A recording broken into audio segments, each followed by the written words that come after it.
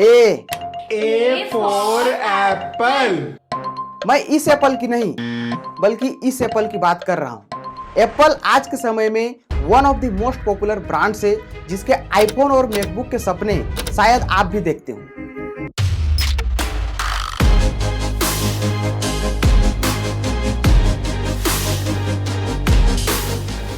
लेकिन क्या शुरुआत से ही ऐसा था? क्या एप्पल कभी फेल नहीं हुई? नहीं।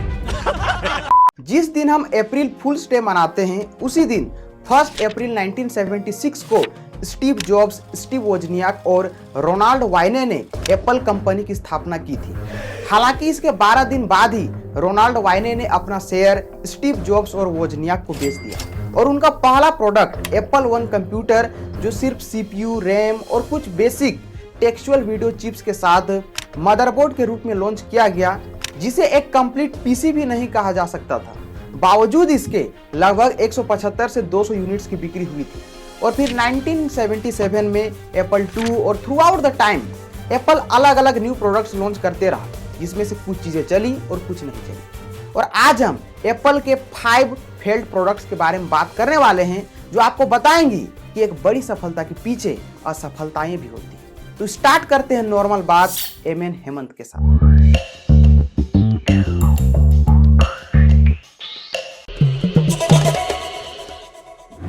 वैसे तो एप्पल के कई सारे फ्लॉप प्रोडक्ट्स रहे हैं, लेकिन हमारे 5 फेलियर्स ऑफ एप्पल की लिस्ट में सबसे पहला है न्यूटन। भाई ये न्यूटन क्या है?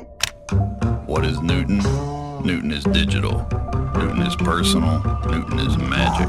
Newton lets you communicate with the whole world, and if there's anything this world could use, it is more communication. Apple Newton एक पीडीए यानी पर्सनल डिजिटल असिस्टेंट था, जिसे मैसेज पैड के नाम से 1993 में लॉन्च किया गया था। इसमें बेसिकली आप नोट्स रख सकते थे। इसमें हैंडराइटिंग रिकॉग्निशन फीचर भी था, जो उतना अच्छा से काम नहीं करता था। आज के समय में एप्पल पेंसिल के साथ आईपैड में आप जो इतने अच्छे से ड्राइंग और स्क्रिबलिंग कर पाते हैं, कह सकते हैं कि वो न्यूटन से ही इंस्पायर्ड है। हालांकि उस टाइम वो उतना अच्छा परफॉर्म नहीं कर रहा था और फिर 1998 में उसे डिसकंटिन्यूड कर दिया गया। दूसरा है एप्पल क्विकटेक, जो one of the first consumer digital cameras का लाइनअप था। आज के समय में आईफोन्स में जो बेहतरीन कैमरेज होते हैं, वो मुझे लगता है क्विकटेक की भरपाई ही है, क्योंकि क्विकटेक 100 1994 में लॉन्च हुआ। फिर क्विकटेक 150 और क्विकटेक 200 के बाद 1997 में इसे भी डिसकंटिन्यू कर दिया गया। रीजन काफी सिंपल था। क्विकटेक 100 और 150 कोडेक के द्वारा बनाया गया था और क्विकटेक 200 फुजीफिल्म। अब जो कंपनीज ऑलरेडी कैमराज बना रही है, तो लोग उनका छोड़कर एप्पल के कैमरा क्यों बाय करेंगे? उस समय एप्पल इतना पॉपुलर था भी नहीं। चलिए, बात यहां पर छेड़ ही दी है, तो मैं भी आपसे एक सवाल पूछता हूं कि अगर आपको एसडी कार्ड खरीदना है, तो आप सैनडिस्क का बाय करेंगे या सैमसंग का? सैमसंग एसडी कार्ड के साथ और भी कई तरह के प्रोडक्ट्स बनाती है और सैनडिस्क सिर्फ स्टोरेज डिवाइसेस में काम करती है। आप किसके साथ जाएंगे? आप कौन सा बाय करेंगे? नीचे कमेंट करके जरूर बताएं। तीसरा है पिपिन। गेमिंग का क्रेज हमेशा से रहा है और आज तो वो आसमान छू रहा है। 1996 में एप्पल ने पिपिन नाम से एक गेम कंसोल लॉन्च किया था, जो कंसोल के साथ साथ एक एजुकेशनल टूल और इंटरनेट ब्राउजिंग डिवाइस भी था। उस टाइम निंटेंडो और सेगा मार्केट को डोमिनेट किए हुए थे और आज के समय में पॉपुलर प्ले स्टेशन पिपिन के कुछ साल पहले ही मार्केट में एंट्री ली थी।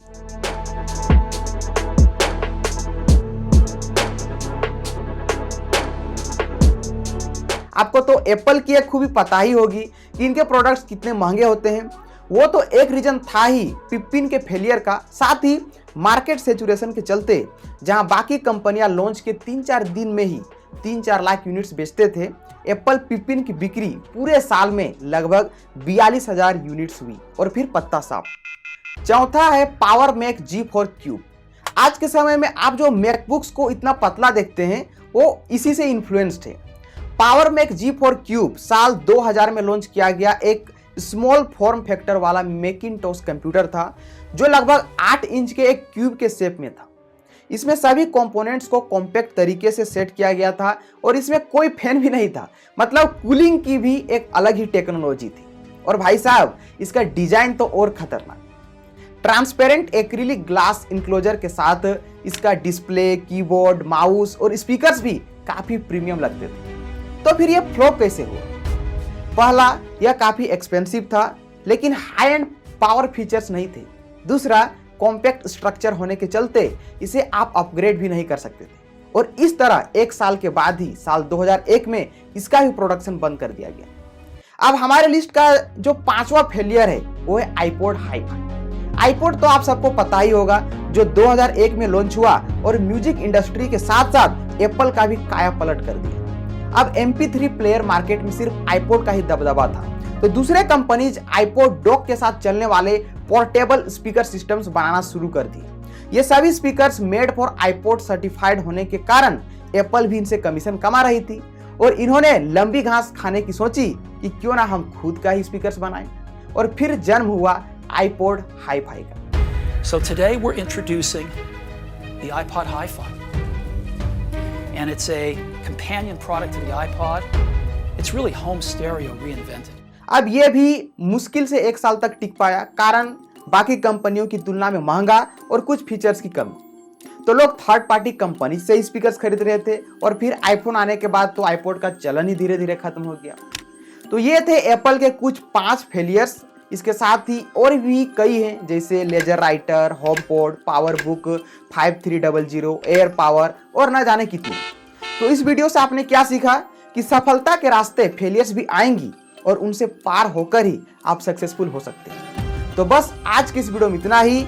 अगर आपको ये जानकारी अच्छी लगी तो लाइक करें और हो सके तो इसे अपने फ्रेंड के साथ जरूर शेयर करें, ताकि उन्हें भी इसके बारे में पता चल सके। और अंत में मैं बस आपसे यही कहूंगा, खुश रहिए, मस्त रहिए, तंदुरुस्त रहिए और हमेशा काम में व्यस्त रहिए।